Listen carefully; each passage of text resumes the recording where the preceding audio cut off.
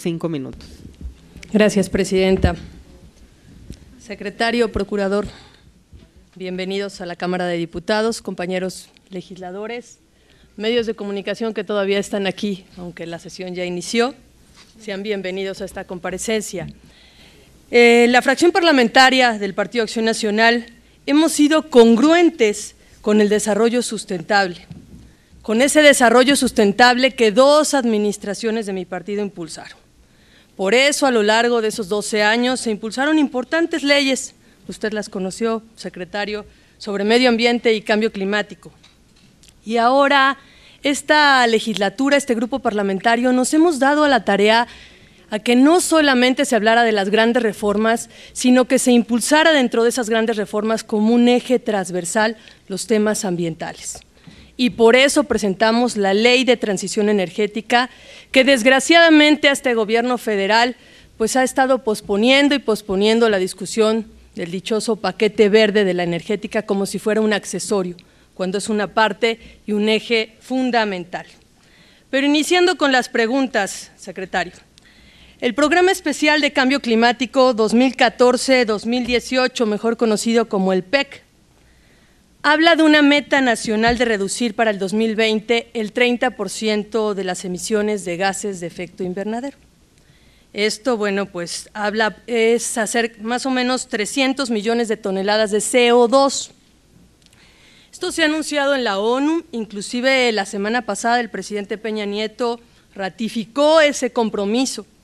Nosotros en la Ley General de Cambio Climático, también cuando lo aprobamos, pues hablábamos de ese porcentaje. Sin embargo, el PEC, que elaboró su secretaría, ofrece menos de 1/3 de la reducción de emisiones requeridas para cumplir la meta. Yo pongo sobre la mesa, ¿vamos a ir a la ONU a decir que cumplimos solamente 1/3 parte? ¿O cómo vamos a alcanzar los 200 millones que nos faltan de toneladas de CO2? En este caso también me parece que es importante pues hablar de una hoja de ruta que nos permita cumplir esta meta nacional de mitigación, una hoja de ruta que hable de actividades concretas, porque en el informe se habla sobre lo que va a hacer el Ejecutivo, no sobre lo que va a hacer la población o qué se va a impulsar en el tema de la industria. Nos parece preocupante entonces cuál va a ser la postura de México hacia la COP21, porque podremos seguir dando discursos, pero tenemos que ver cómo estamos implementando los compromisos que hemos planteado a nivel internacional. Y quiero que nos conteste también qué avances ha tenido el PEC y, bueno, verdaderamente estamos apostando a la reducción de emisiones, porque, bueno, yo escuché aquí el tema de los autos que se van a mover a base de gas, pero creo que eso será insuficiente. En el tema también de cambio climático, para nosotros es un tema transversal y desgraciadamente en el Plan Nacional de Desarrollo no se reconoce al cambio climático como un eje transversal. Por lo tanto, se está dejando a que la Comisión Intersecretarial de Cambio Climático impulse todo esto. Pero vemos claramente que en la política de energía, de agricultura, de transporte y de manejo de residuos no se le está dando la importancia que merece el cambio climático, a pesar de que somos un país muy vulnerable y que cada año tenemos más afectaciones pues, con todas las tormentas en esta temporada del año. ¿Cómo usted, desde su posición de secretario de Medio Ambiente, espera convencer a sus compañeros en el gabinete para resolver este problema? ¿Cómo verdaderamente vamos a impulsar que el cambio climático sea un eje transversal? ¿Qué medidas llevará a cabo para que el desarrollo de México sea de bajo carbono y en beneficio a las generaciones futuras? Efectivamente, cuando usted fue diputado federal, propuso que el techo de un 65% máximo de energía como fuente fósil para el 2024, fue una propuesta de usted como legislador, y desgraciadamente pues lo que estamos viendo, a pesar de que nosotros hemos presentado propuestas, es que pues no hay una apuesta para aprovechar el tesoro que tenemos como país de los recursos naturales y de las energías renovables. A mí lo que me preocupa, y bueno, lo hemos compartido con varios especialistas en el tema, es, pareciera que la apuesta es a pasar del petróleo y exclusivamente al gas, Y de acuerdo a la definición de la recién aprobada Ley de Industria Eléctrica, se deja a discreción de la Semarnat la incorporación de nuevas fuentes de energías no renovables, es decir, estará en sus manos si se permite que el gas natural se incorpore en esta definición de energías limpias. Yo sí quiero que ante nosotros y ante los medios que están aquí nos responda si usted se compromete a que la energía fósil que constituye el gas natural no será considerado por la Semarnat como una energía limpia para que artificialmente ayudara al cumplimiento de las metas de energías renovables. Tenemos una meta concreta, no se vale que la estemos llenando con fuentes que no son energía limpia, no lo digo yo, lo dice IRENA, que es la Asociación Internacional de Energías Renovables, en la cual quien la preside en el 2014 es el secretario Codwell.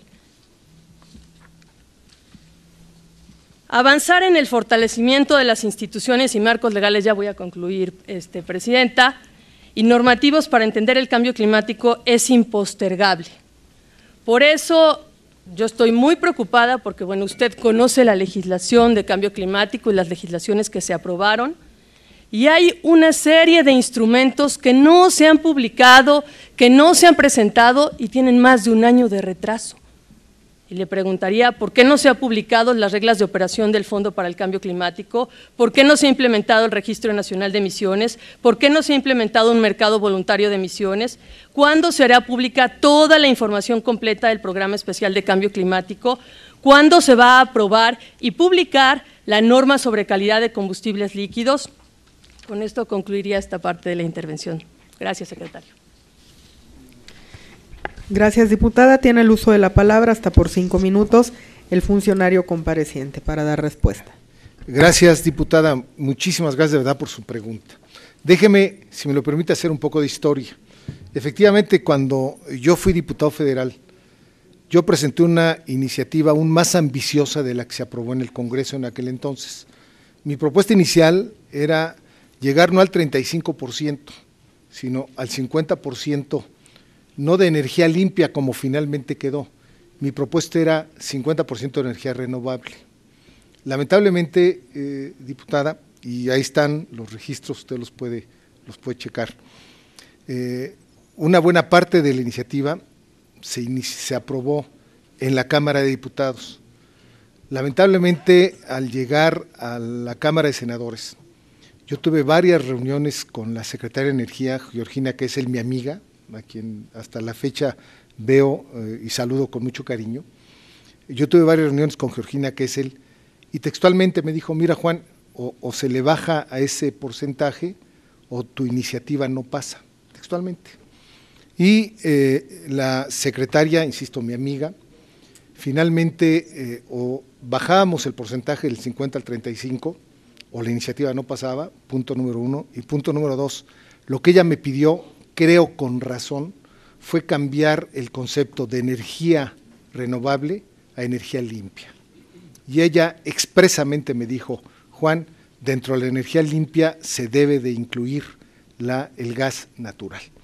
Y, diputada, hoy por hoy, se lo debo decir con toda franqueza, yo creo que la secretaria tenía razón. La molécula más limpia de hidrocarburo es el gas natural. Hoy no hay una sola economía en el mundo que no dependa de los hidrocarburos. México va a seguir dependiendo de los hidrocarburos y creo que nuestra responsabilidad, la de mía como funcionario público y la de ustedes como legisladores, es garantizar que el proceso para obtener este tipo de energía sea el más eficiente posible. Las metas de la Ley General de Cambio Climático, el 30% al que usted hace referencia,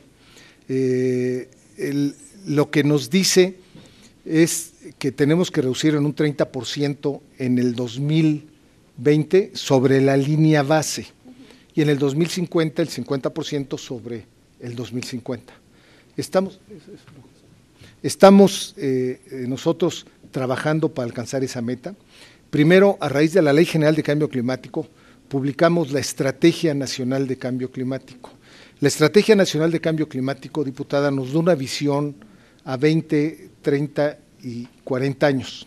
es la visión de la Estrategia Nacional de Cambio Climático. Y ahí se basa en 8 principios fundamentales. En primer lugar, cuidar la vida, cuidar las personas.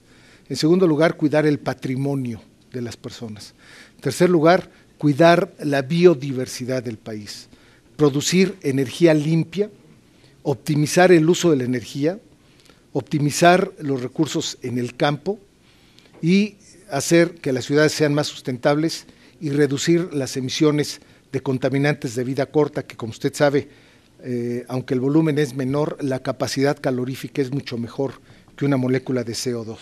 Por eso es que a raíz de la Ley General de Cambio Climático, que yo tuve el gusto y el honor de votar, y de apoyar para la publicación de la Estrategia Nacional de Cambio Climático, surge el Programa Especial de Cambio Climático. El Programa Especial de Cambio Climático ya son las estrategias específicas que se van a realizar durante esta administración. Y mire, según las metas que establece el PEC, se estarían reduciendo 83 millones de toneladas de CO2 equivalente sin las NAMAS, que esto es aproximadamente el 30%, pero si incluimos las NAMAS, que son las estrategias que se pueden replicar en varias actividades, estaríamos reduciendo otros 92.6 millones de toneladas de CO2 equivalentes.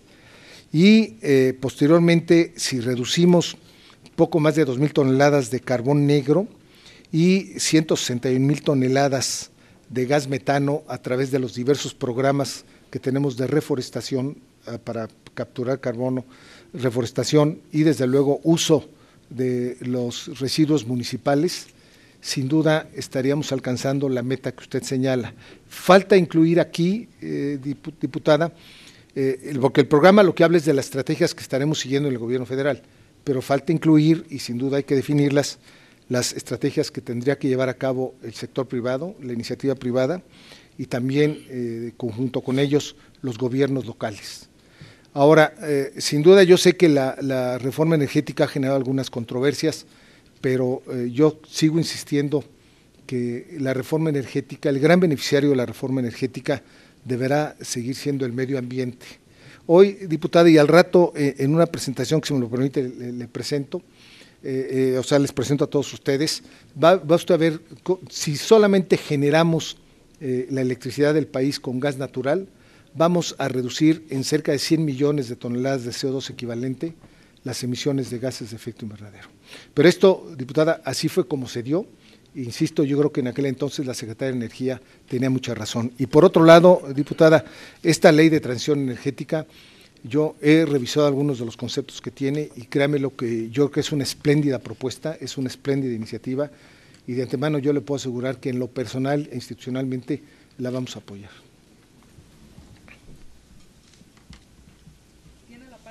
Tiene la palabra para formular comentarios hasta por 3 minutos la diputada María Isabel Ortiz Mantilla del Partido Acción Nacional.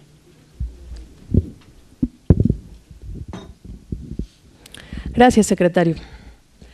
Yo lo que insistiría, si vemos los porcentajes de dependencia de hidrocarburos, México tiene el 82% de la generación de energía es a través de hidrocarburos.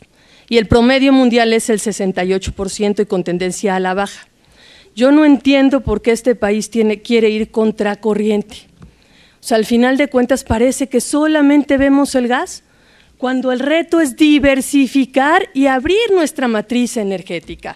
Tenemos muchos recursos naturales, tenemos muchas alternativas y yo le diría, hablar de que es la molécula más limpia del hidrocarburo, pues es prácticamente hablar de una gran contradicción. O sea, porque tenemos muchas otras opciones y quedarnos con la que nos sigue generando emisiones, con la que nos sigue generando externalidades, pues es una posición, diríamos, irresponsable y mediocre. Y yo no lo diría hacia su persona, sino a la posición que ha asumido el propio gobierno federal, cuando vemos el potencial que tenemos. Yo sí insistiría en una cosa. Efectivamente, el PEC solamente habla de reducir 83 toneladas. No te refleja las 300. Entonces, está incompleto y no habla de cómo va a acercarse a la participación ciudadana. También está incompleto en esa parte, secretario. Y yo ya mencioné todos los instrumentos, conozco cómo funciona lo que nos explicaba la estrategia, el propio programa. También faltan muchos instrumentos que usted sabe en la ley que se tienen que considerar y que ya están fuera de plazo. Si queremos cumplir las metas, que es la expectativa que generamos a nivel mundial, tenemos entonces que verdaderamente ya dar publicar esos instrumentos. Pero yo tengo más preguntas, entonces, hay otro protocolo que México no solamente firmó, sino que impulsó de manera muy importante a nivel internacional, que es el protocolo de Nagoya. Y yo no veo nada en concreto que se haya realizado en los últimos 2 años. Y bueno, a mí me preocupa mucho, no solamente, se ha hablado solamente de Sonora, pero ha habido una serie de descargas en diferentes puntos del país, Nuevo León, Veracruz, Durango, Jalisco, hay 8 puntos de descargas y yo pongo sobre la mesa. ¿Es coincidencia que casi al mismo tiempo se hayan dado todas esas contingencias ambientales? ¿O es el reflejo de que nuestras instituciones ambientales se están relajando? ¿O qué es lo que está pasando? ¿O verdaderamente el gobierno federal no le está dando la importancia que merece el tema ambiental? A mí me parece que por ahí va. Hace un rato se mencionó, desgraciadamente en la comparecencia de energía, el director de Pemex, cuando le hablábamos de cómo el 70% de las emergencias ambientales venían de tomas clandestinas, él decía que no era su responsabilidad. Les pongo sobre la mesa, procurador, entonces, ¿responsabilidad de ustedes? ¿O de quién es? No podemos seguir permitiendo que los ciudadanos sigan teniendo todas estas afectaciones. Y ya se habló sobre la parte de la prevención, y yo le diría, no solamente tenemos la ley de responsabilidad ambiental, para eso está el Código Penal Federal en su artículo 416, donde hablan también de sanciones de cárcel y de multas mucho más fuertes si hay necesidad. Y por último, perdón, Presidenta, por robar un poquito más de tiempo, pero vemos en el tema del presupuesto para el 2015, el presupuesto al sector ambiental, una reducción importante. Y no sé si se ha resultado de que tanto en 2013 como en 2014 ha habido subejercicios.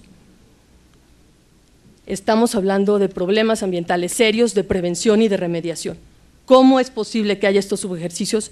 Y me parece lamentable que la posición del gobierno federal sea reducir el presupuesto para el próximo año. Eso sería todo. Gracias, diputada. Tiene ahora el uso de la palabra la diputada Graciela Saldaña Fraire, del Grupo Parlamentario del Partido de la Revolución Democrática, hasta por 5 minutos. Gracias. Buenos días a todas y a todos, buenos días a los medios de comunicación, buenos días al delegado Semarnat, al procurador. Muchas gracias a todos los integrantes, compañeros de la Comisión de Medio Ambiente. Y yo quisiera hacer, por lo mismo, por el formato del tiempo, voy a hacer todas las preguntas en una sola participación, dado que el tema de medio ambiente es un tema en lo personal prioritario y sobre todo para el país. En el caso de la minería, que ha dado muestras de una de las peores catástrofes ambientales en los últimos tiempos, el derrame de Cananea en Sonora, y muchos más evidenciaron la ineficiencia de inspección al cumplimiento de las manifestaciones de impacto ambiental a las concesionarias mineras. Por ello pregunto, ¿por qué no se decretó una contingencia ambiental en Cananea? ¿Por qué no se alerta a los ciudadanos de los riesgos en la salud y animal que presentan el haber estado expuestos a la contaminación? ¿Por qué se emplea a la ciudadanía en las acciones de limpieza sin las medidas adecuadas de seguridad y sin contar con un seguro de gastos médicos ante el riesgo que llevan? En la segunda es, las áreas naturales protegidas fueron creadas para conservar a la biodiversidad representativa de los distintos ecosistemas para asegurar el equilibrio y la continuidad de los procesos evolutivos y ecológicos. Hablaré del caso concreto, la Reserva de la Biosfera de la Sierra La Laguna de Baja California Sur, zona de recarga de agua en una región desértica. ¿Por qué autorizar proyectos de alto riesgo y gran inviabilidad ambiental, como lo es el proyecto de la mina de oro a cielo abierto Los Cardones, en el municipio de La Paz, en Baja California Sur, que ocupará 316 hectáreas dentro de la reserva, en donde se usarán de manera intensiva explosivos y un alto uso de cianuro en procesos de extracción del metal? La siguiente es, con respecto a la carencia del plan de manejo en áreas naturales protegidas, y que ya comentó el delegado secretario ingeniero Juan José Guerrabut, de estas áreas naturales protegidas, son una preocupación latente, pues dejan la puerta abierta a desarrollos insostenibles que atentan contra nuestros recursos naturales.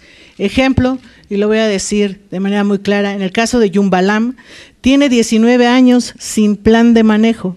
Por ello pregunto, que aunque ya nos dio respuesta el secretario y comenta que faltan, creo, 92 planes de manejo, ¿para cuándo garantiza la Semarnat que las 176 áreas naturales protegidas, que ya lo contestó, que tenemos en México, cuentan con el plan de manejo correspondiente? Y en específico me refiero al plan de manejo de Yumbalam.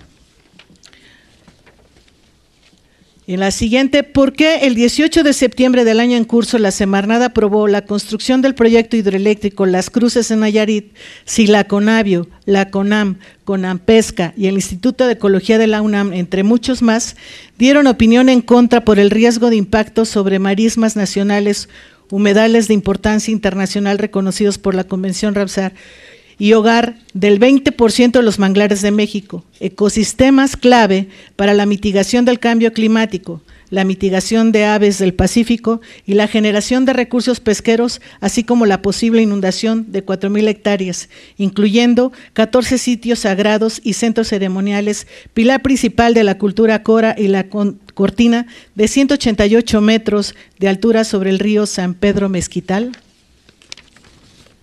La siguiente. La Administración Nacional, Oceánica y Atmosférica identificó a México como un país que captura especies protegidas, dando como consecuencia que un grupo de congresistas solicitarán a la Secretaría de Comercio, Penny Pritzker, actuar en consecuencia y aplicar sanciones económicas, aunado a que a la fecha no se han informado las causas de las muertes masivas de la tortuga caguama en Baja California Sur. ¿Cuáles son las medidas que implementará la Semarnat ante el posible embargo pesquero por parte de los Estados Unidos? La siguiente, diversos países han prohibido los organismos genéticamente modificados o han solicitado moratoria a los cultivos transgénicos. En México, el 50% de las plantas son endémicas y en consecuencia es un centro de origen, diversificación y uso de alrededor del 15% del sistema alimentario mundial. Ante esto, ¿cuál es la postura de Semarnat ante los riesgos de la salud que representa el cultivo de OGMs y la probable erosión genética? Las Cruces estaría sin operar el 66% de su vida útil. Esto significa que solo operará regularmente 4 de los 12 meses al año. ¿No resulta muy caro el beneficio del 0.28% que proporcionará la energía eléctrica respecto al total del país, apenas 0.9% de la demanda energética del centro-occidente de México? Esto sin omitir la ilegalidad al violar los derechos de los poblados o de los pueblos indígenas que no fueran consultados y que les fueron expropiados de sus tierras con engaños. Quisiera cerrar con 2 breves preguntas. En múltiples ocasiones se ha evidenciado el presupuesto para la Profepa. Esto lo hemos comentado y lo comentamos en el centro de la discusión de la Comarnat. ¿Bajo qué criterios se pretende dividir el funcionamiento técnico y orgánico de la Profepa y la Agencia de Seguridad Industrial y Protección al Ambiente, que no duplique funciones? Y por último, cerrar por un tema que no es menor y que tiene que ver con toda la iniciativa que propuso mi partido con respecto al fracking o la prohibición de la técnica de fractura hidráulica. En algunos casos, estas aguas residuales son mínimamente procesadas antes de ser vertidas a las aguas y que alimentan suministros públicos y a veces son retenidas en los estanques. Hemos hablado mucho con respecto a este tema, pero no hemos tenido respuestas concretas. ¿Por qué apostar a la extracción de combustibles fósiles cuando tenemos los compromisos del cambio climático de reducir emisiones de CO2 y el gas esquisto sin duda genera menos CO2 en la quema, pero la simple extracción genera más de CO2 que el gas convencional? Y así de manera subsecuente, ¿cómo avalará la Semarnat el método de fractura hidráulica en las zonas de veda de agua. Y la que va pegada a esta también es, ¿quién pagará los costos ambientales? Si los daños pueden ser irreversibles, no habrá dinero que mitigue las afectaciones ambientales ni a la salud. La cuarta, ¿por qué dar prioridad a la extracción de hidrocarburos por encima de la seguridad la seguridad humana? ¿Y por qué no transitamos, como también ya lo comentaron de manera en esta sesión, por qué no transitamos en las energías renovables que son menos costosas y provocan menos afectaciones ambientales? ¿Por qué no seguimos el ejemplo de Francia, Bulgaria, Sudáfrica o ciudades de Estados Unidos como Nueva York en prohibir o postergar el fracking hasta tener un método adecuado de extracción que no genere tanto daño ambiental? ¿Y por qué no, termino, perdón por pasarme por el tiempo, por qué no somos congruentes, delegados, procuradores, secretarios Semarnat, donde se utiliza de manera, si hablamos precisamente de ser garantes en el tema ambiental, ¿por qué se utilizan tantos aviones y se deja de hacer el trabajo para viajar con aviones de lujo a diferentes lugares del Estado de la República? Es cuanto. Gracias, diputada. Tiene el uso de la palabra hasta por 5 minutos el funcionario compareciente para dar respuesta. Gracias, diputada. Sin duda, interesantes todas sus preguntas. No sé si en 5 minutos me dé tiempo de contestarle todas, pero usted sabe que estoy a sus órdenes para que en una fecha posterior juntarnos, como lo hemos estado haciendo con la comisión, y poder profundizar en algunos de los temas que usted de manera muy interesante nos ha comentado. Mire, déjeme empezar a platicarle sobre algunos temas de ellos.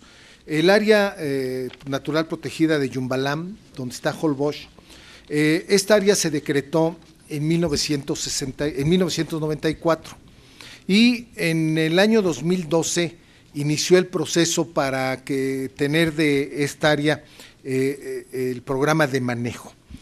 Actualmente tiene 150,000 hectáreas. Cuando a mitad de este año se pasó todo el proceso jurídico para poder publicar el programa de manejo, lo que estamos viendo es que las condiciones actuales que tiene la zona han cambiado y publicar el programa de manejo, que tal y como se estuvo trabajando desde el 2012, principios del 2012, lo que iba a provocar era la depredación total de la zona. Por esta razón, lo que hicimos fue cambiar totalmente la propuesta. En ese lugar hay otras 3 áreas naturales protegidas.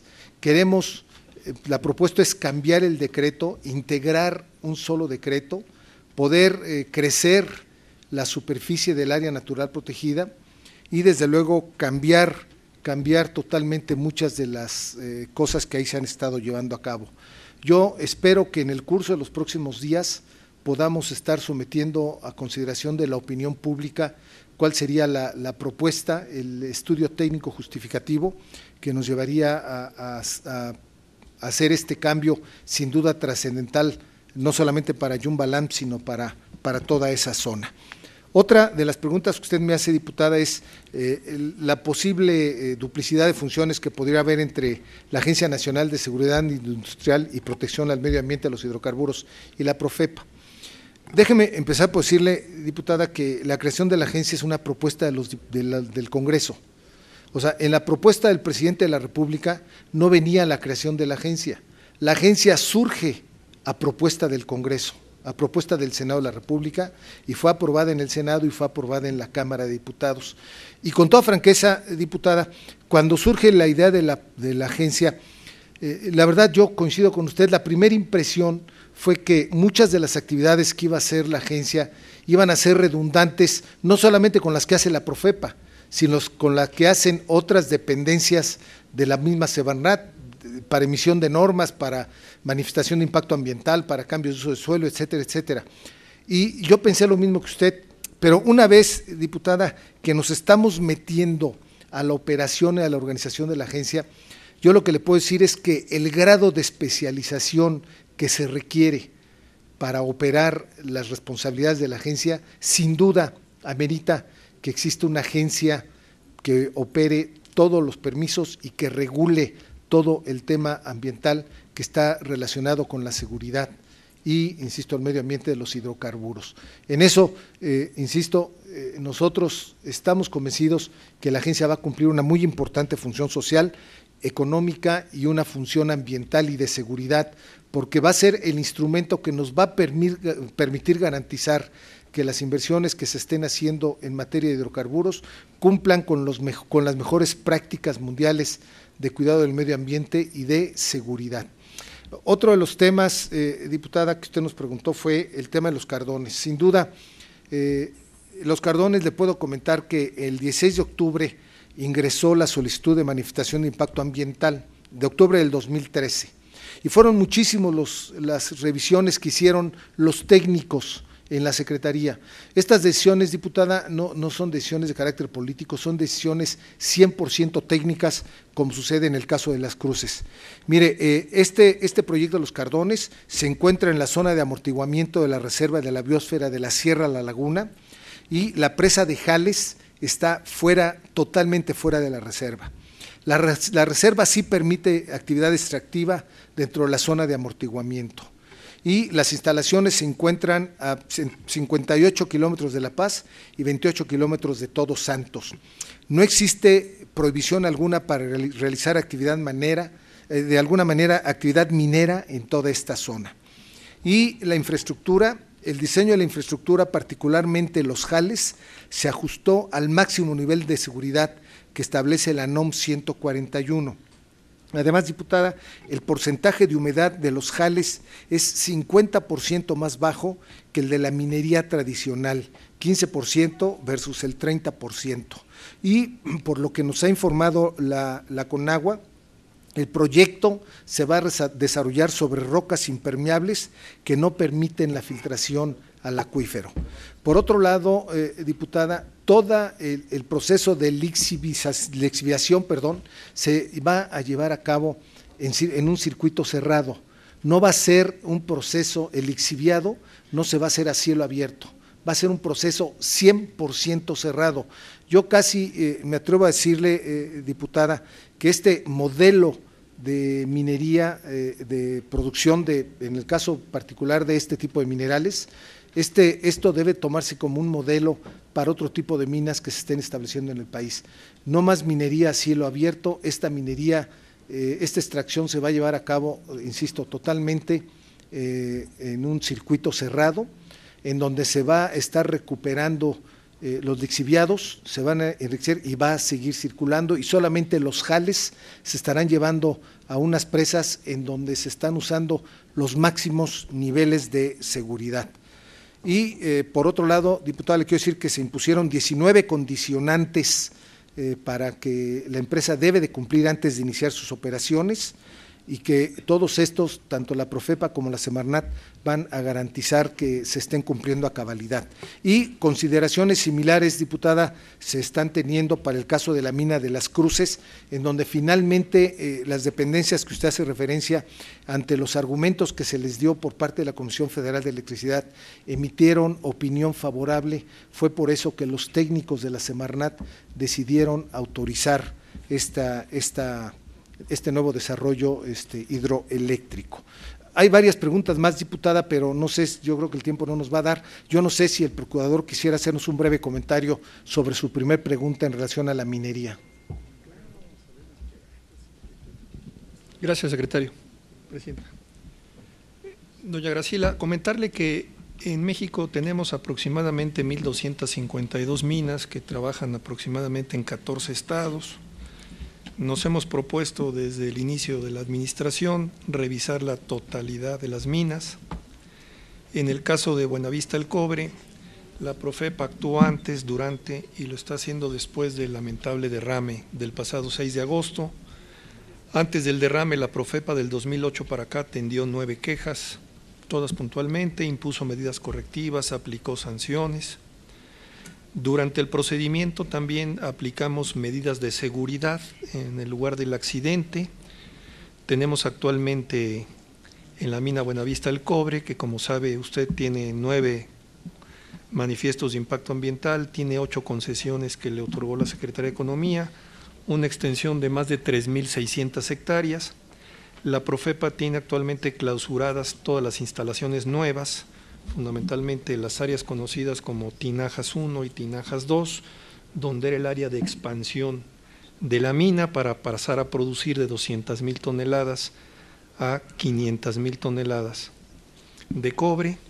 Estas instalaciones, Tinajas 1 y 2, abarcan aproximadamente 800 hectáreas, cuentan actualmente con una clausura temporal parcial por parte de la Profepa, que pudieran convertirse en clausuras definitivas de no atender las medidas correctivas y que derivarán en una multa de 3 millones de pesos por cada una de las irregularidades detectadas que no sean solventadas por la empresa. Una de las medidas que dictamos, a la que usted ha hecho referencia, tiene que ver con la limpieza del río, una extensión mayor a 250 kilómetros, desde donde se produce en Arroyo Tinajas, fundamentalmente, el río Bacanuchi, río Sonora, hasta llegar a la presa El Molinito. A la fecha, la medida de seguridad que dictó la Profepa a cargo de la empresa era retirar los residuos precisamente al margen del río. De acuerdo a la inspección de la Profepa, se lleva un avance del 70%, se han retirado más de 5.052 metros cúbicos de residuos, la mayor parte de ellos se llevan a la presa de Jales, donde usted sabe se acumulan residuos sólidos generados por los materiales gastados a los que se ha extraído los minerales. Hemos también supervisado que la empresa proporcione a la sociedad civil, fundamentalmente a la población que ha contratado para hacer este servicio, que cuente además con las medidas de seguridad para el manejo de estos residuos, que aunque no son peligrosos, son de manejo especial, y la empresa está tomando las medidas correspondientes, la Profepa supervisando, para evitar un mal a las personas que han aceptado colaborar con el retiro de estos residuos. ¿Sería cuánto, diputada? Gracias, procurador. Tiene ahora la palabra para formular comentarios hasta por 3 minutos el diputado Mario Miguel Carrillo Huerta, del Partido de la Revolución Democrática. Muchas gracias, diputada presidenta. Gracias a todos por estar acá, gracias por invitarme a participar. Yo quisiera hacer un comentario, 2, 3 comentarios muy breves. El primero es que yo veo escucho las preguntas y las respuestas en cuanto a la reacción del gobierno ante estos daños ambientales en potencia o reales, y me doy cuenta que aquel dicho que teníamos los mexicanos de que todos somos iguales, pero que habemos unos mexicanos más iguales que otros, como que está reflejado en el tratamiento que da la Semarnat a los diferentes proyectos. Si revisamos, digamos, los nombres de los dueños de los diferentes proyectos, no es el caso de discutirlo aquí, pero sí hay que dejarlo asentado, veremos que muchas respuestas que se dan aquí, que son vestidas como respuestas técnicas, quizá tengan alguna motivación diferente.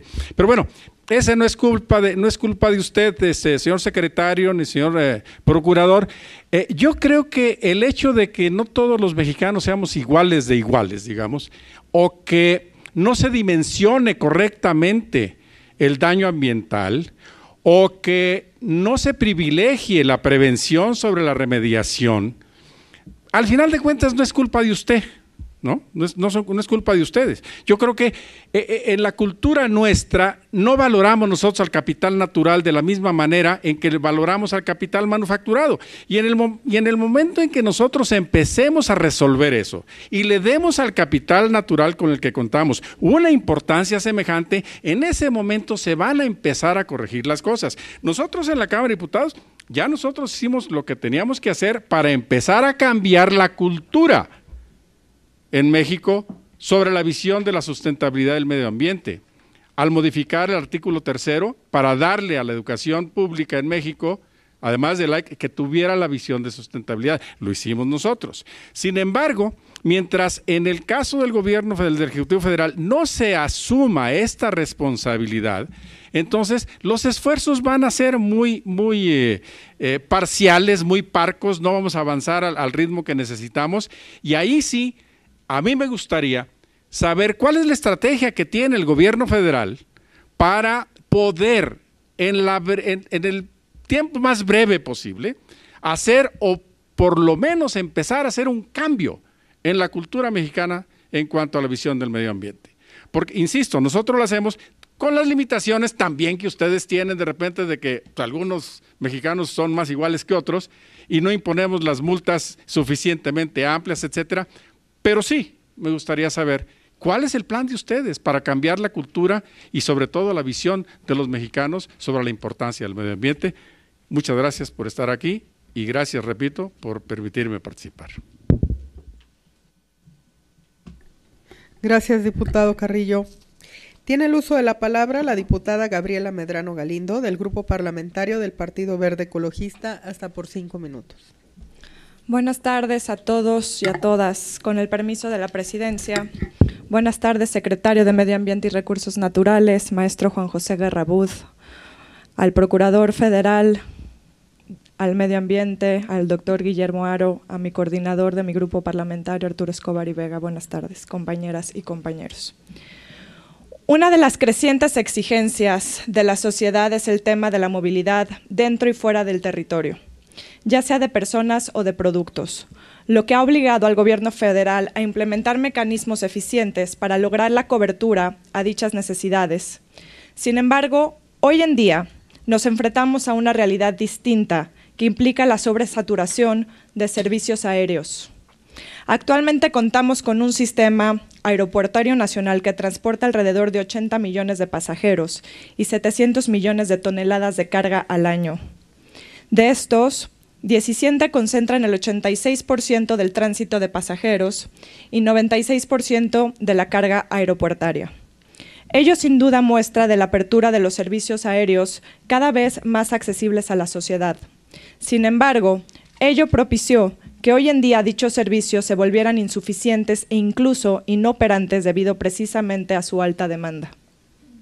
Somos testimonio de las deficiencias que constantemente enfrentan los usuarios de los recintos aeroportuarios. Los retrasos, las cancelaciones de vuelos son las principales quejas que a diario portan los pasajeros del transporte aéreo. En atención a dicha situación y en concordancia con las metas nacionales fijadas para el ejercicio del gobierno federal de la actual administración, el presidente de la República, dentro de su segundo informe de gobierno, dio a conocer la creación de un nuevo aeropuerto en la Ciudad de México. En el marco de la presentación del proyecto de construcción del nuevo aeropuerto capitalino, se señalaron, además de características innovadoras que colocan a nuestro país a nivel de los países considerados de primer mundo, todos los elementos que habrán de involucrarse para lograr con éxito el objetivo planteado. Como Partido Verde, nos preocupan los factores ambientales que han sido considerados derivados de los posibles impactos ambientales que habrán de propiciarse con la construcción del nuevo aeropuerto. Se dieron a conocer los aspectos sustentables de dicha obra como resultado de su estructura vanguardista, en donde se contará con iluminación y ventilación natural, el uso de energía renovable obtenida de rellenos sanitarios y paneles solares, el tratamiento y reuso de agua a través de la captación de agua de lluvia, así como el rescate de zonas desprovistas de vegetación mediante un programa de restauración ecológica. Es evidente la viabilidad de la construcción de un nuevo aeropuerto. Estamos convencidos que la actual administración da pruebas claras del compromiso de cubrir desde las necesidades humanas más básicas hasta aquellas que coloquen a nuestro país con una opción dentro de la economía mundial, con un enfoque sustentable y de respeto a su medio natural. Es por todo ello que nuestra pregunta, señor secretario, versa en el sentido de saber, además de todos los elementos ambientales que se han mencionado, ¿cuáles serán los mecanismos implementados que permitirán la rehabilitación ambiental del exvaso del lago Texcoco? ¿Y cuáles serán los beneficios que la sociedad obtendrá de dicha rehabilitación? Y si me permiten unos segundos más, no quiero terminar sin antes hacer un gran reconocimiento al Procurador Federal de Protección al Medio Ambiente, al doctor Guillermo Haro, por la gran labor que ha venido desempeñando en su encargo. Nunca en la historia de México se le había dado la prioridad que hoy tiene la protección al medio ambiente. Y un claro ejemplo de ello es la actual situación que vivimos con el derrame en Sonora. Gracias a usted, señor Procurador, y al gobierno federal que encabeza nuestro presidente Peña Nieto por el invaluable y puntual trabajo que están desarrollando a favor del medio ambiente. Es cuanto, presidenta. Gracias, diputada. Tiene el uso de la palabra hasta por 5 minutos el funcionario compareciente para dar respuesta. Gracias, presidenta. Si usted y los diputados y la diputada me lo permiten, tenemos una presentación aquí en la pantalla sobre las características ambientales del aeropuerto, del nuevo aeropuerto internacional de la Ciudad de México. La que sigue, por favor. Esta es una foto aérea de cómo luce actualmente el área aledaña al aeropuerto. La que sigue. Y así es como se vería si todo procede como seguramente va a proceder, según las instrucciones del señor presidente de la República. La que sigue. Va a ser este aeropuerto, como lo ha comentado ya mi colega, el secretario de Comunicaciones y Transportes, un líder mundial en diseño, construcción y en operación sustentable. La que sigue, por favor. Les quiero decir que el nuevo aeropuerto internacional de la Ciudad de México va a ser el primer gran aeropuerto del mundo que obtenga una certificación LEED Platinum.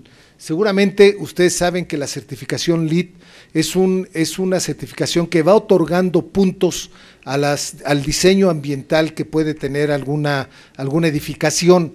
Cuando esta edificación suma puntos para obtener hasta 50 tantos, le dan una certificación plata. Cuando llega hasta 60, le dan la certificación oro. Pero cuando llega a 80 o supera los 80, le dan una certificación platino. El aeropuerto internacional, nuevo aeropuerto internacional de la Ciudad de México, va a obtener una certificación platinum. Es la meta que nos estamos fijando y es una meta que seguramente vamos a alcanzar. La que sigue, por favor. Miren, también va a ser el primer aeropuerto fuera de Europa que tenga huella neutral de carbono. Según los datos que nos dan los especialistas, si seguimos con un consumo inercial de energía, estaríamos consumiendo 442 gigawatt hora en el 2020 y esto nos generaría una emisión de toneladas de CO2 equivalente a 200,000 toneladas. Sí, gracias a los diseños que se van a estar implementando de iluminación natural, uso de lámparas efectivas y ventilación natural y otras disposiciones ambientales, la reducción en el consumo de energía va a bajar en un 40% para llegar a 267 gigawatts hora, y esto implicaría una generación de 120 toneladas de CO2 equivalente en el 2020. Sin embargo, el 100% de la energía, los 267 gigawatts hora, se van a generar con energía limpia. La que sigue, por favor. Esta energía limpia, los 267 vendrán en primer lugar, 242 del biogás que se está generando en el bordo poniente, en la cuarta etapa del bordo poniente, y 25 gigawatts adicionales serían a través de energía fotovoltaica. Esto nos permite garantizar que el aeropuerto va a tener 0 huella de carbono, e insisto, será el primer aeropuerto fuera de Europa que cumpla con esta meta. La que sigue, por favor. Se van a rescatar zonas desprovistas de vegetación mediante un programa de restauración ecológica para crear en su conjunto áreas verdes y arboladas con una superficie estimada en 3,000 hectáreas. Actualmente la variedad que según los expertos de la CONAFOR nos sugieren se pueda sembrar para garantizar, dado la salinidad del subsuelo, es una variedad conocida como cedro salado, el Tamarix plumosa Hort, junto con otra especie que se llama el pasto salado. Esto nos va a permitir generar ahí un espacio verde que sin duda va a generar un nuevo pulmón para toda esta zona oriente del país, de la ciudad, perdón, la que sigue. En cuanto se refiere al consumo de agua potable, si seguimos con un consumo inercial, en el 2020 se van a estar consumiendo diariamente 8,000 metros cúbicos de agua en el 2020. Sin embargo, gracias a la reducción en el consumo por los métodos que nos permiten alcanzar la certificación LEED, estamos bajando de 8,000 a 5,400, es el 35% de reducción. Pero de esto vamos a usar agua no potable. Esto significa el 100% del agua del aeropuerto se va a estar tratando y reciclando para los usos que lo permitan, de tal manera que el consumo de agua potable va a disminuir de 8,000 metros cúbicos diarios a 1,700 metros cúbicos de agua potable. Y esto, en números redondos, representa el 50% del consumo que actualmente tiene el Aeropuerto Internacional de la Ciudad de México. La que sigue, por favor. Esto son una serie de medidas que ayer el director general de la CONAFOR presentó en su comparecencia. Son una serie de Conagua, el director general de Conagua presentó, y lo que quiero comentarles es que, entre otras medidas, se van a entubar 25 kilómetros de cauce y se van a construir 39 kilómetros de túneles para mejorar el sistema de drenaje. Se van a construir 24 plantas de tratamiento de aguas residuales, 21 de ellas para los municipios vecinos al lado, ahí en Texcoco, y en plantas regionales. Se van a construir 145 kilómetros de colectores marginales para poder dirigir las aguas residuales a las plantas de tratamiento. Se van a rectificar los ríos del oriente para mejorar la conducción en sus escurrimientos, y se va a ampliar la construcción a través de nuevos cuerpos de agua a fin de incrementar la capacidad de regulación del agua pluvial. Se incrementará en 1,000 hectáreas la superficie total para alcanzar 2,700 la especie el espejo del agua. La que sigue, por favor. Y miren, lo que es muy importante y una preocupación que se tenía es la capacidad de regulación para el caso de lluvias y tormentas. Actualmente la zona tiene una capacidad de regulación de 13 millones de metros cúbicos de agua. Se van a reducir 6 millones, espacios donde hay 6 millones de metros cúbicos, pero sin embargo se van a incrementar 31 millones de metros cúbicos adicionales para terminar con 38 millones de metros cúbicos de capacidad de regulación. Esto, para efectos prácticos, es 3 veces la capacidad de regulación que actualmente tiene el aeropuerto. La que sigue, por favor. Un cálculo que hizo la propia Conagua, suponiendo que si se cuenta con 8 días torrenciales de lluvia, se requerirían 24 millones de metros cúbicos de capacidad de regulación. Sin embargo, lo que se está planeando y construyendo será de 38 millones de metros cúbicos. La que sigue, por favor. No podemos dejar de revisar y atender el tema de la gran variedad de aves acuáticas residentes y migratorias que requieren un hábitat de muy buena calidad. Existen especies de aguas someras, como es la garza morena, que es una especie residente, el chorlo nevado, que también es una especie residente. Hay otras especies en aguas poco profundas, como el pato tepalcate y el pato mexicano, y de aguas más profundas, como el cucharón norteño. En todos los casos, la regulación de distancia de los cuerpos de agua al aeropuerto cumplen sobradamente la regulación ambiental, la regulación aeronáutica de seguridad, según los estándares mundiales, porque la gran mayoría de los aeropuertos en el mundo están rodeados de cuerpos de agua. Hay estándares internacionales que se deben de cumplir, y sin duda el nuevo Aeropuerto Internacional de la Ciudad de México cumple sobradamente con los estándares internacionales en materia de seguridad. La que sigue, por favor. Pero no obstante que la CONAVIO y la propia Semarnat y la Comisión Nacional de Áreas Naturales Protegidas han elaborado propuestas sobre el manejo adecuado de las especies que va a seguir habiendo en la zona, les quiero decir que estamos juntando a un grupo científico asesor integrado por el Colegio de Biólogos de México, el Colegio de Ingenieros Ambientales, el Centro Mexicano de Derecho Ambiental, desde luego la CONAVIO, la Comisión Nacional de Áreas Naturales Protegidas, como el Comité Nacional de Humedales, la Organización Internacional Dogs Unlimited, Pronatura y WWF. Con ellos hemos llevado ya varias reuniones y seguiremos llevando reuniones adicionales para apegarnos a cabalidad a las recomendaciones que ellos nos estén dando para poder preservar las especies que van a estar en la zona aledaña al aeropuerto. Y la que sigue, por favor, y la que sigue. Y finalmente les quiero comentar que, no la anterior, por favor, les quiero comentar que la estrategia que estamos siguiendo es armar todo una serie de AICAS, que son áreas que facilitan la migración de las aves, no solamente en los humedales de Lerma, también en Xochimilco, en Tláhuac, en Lago de Chalco e inclusive en Zumpango. Esta es parte de la propuesta que se está trabajando con los grupos de ambientalistas y la que sigue finalmente, y concluir reiterándoles a ustedes que no hay duda que el nuevo aeropuerto internacional de la Ciudad de México va a permitir la rehabilitación ambiental de todo el exvaso de Texcoco en beneficio de todos los habitantes de esta zona, y sin duda nos podrá permitir contar con un aeropuerto que sin duda será orgullo de todos los mexicanos. Es cuanto, presidente. Gracias, secretario. Tiene ahora la palabra para formular comentarios hasta por 3 minutos la diputada Gabriela Medrano Galindo del Partido Verde Ecologista. Agradecemos su respuesta, señor secretario, y como hemos ya señalado, toda aquella obra que venga a traer un beneficio a la sociedad y en general a la nación contará con un reconocimiento y con todo nuestro respaldo.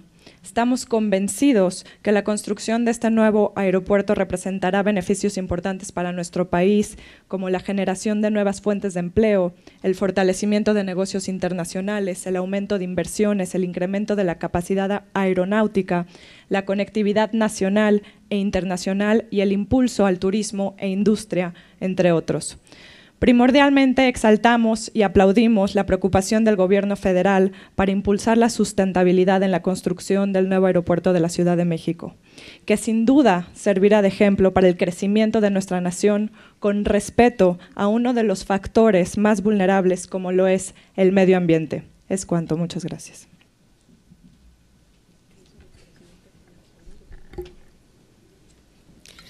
Gracias, diputada. Tiene ahora el uso de la palabra la diputada Lilia Aguilar Gil del Grupo Parlamentario del Partido del Trabajo, hasta por 5 minutos.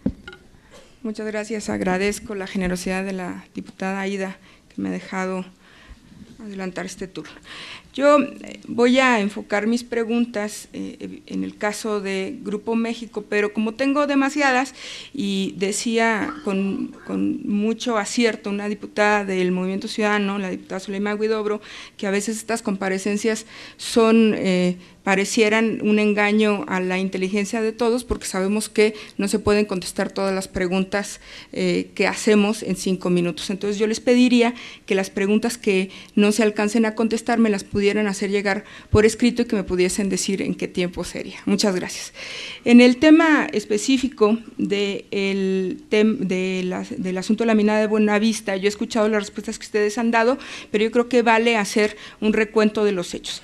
Primero, el 6 de agosto, que es el primer derrame, el 6 de agosto que sucede el primer derrame, no se avisa por parte de la mina, y aquí lo digo por el tema de los hechos dolosos, señor procurador, no se avisa por parte de la mina sobre el derrame que hay de la tinaja 1, entiendo, sino que hasta 29 horas después se entera el gobierno del estado por un post de Facebook que hace un trabajador en uno de los municipios del río Bacanuchi, río abajo.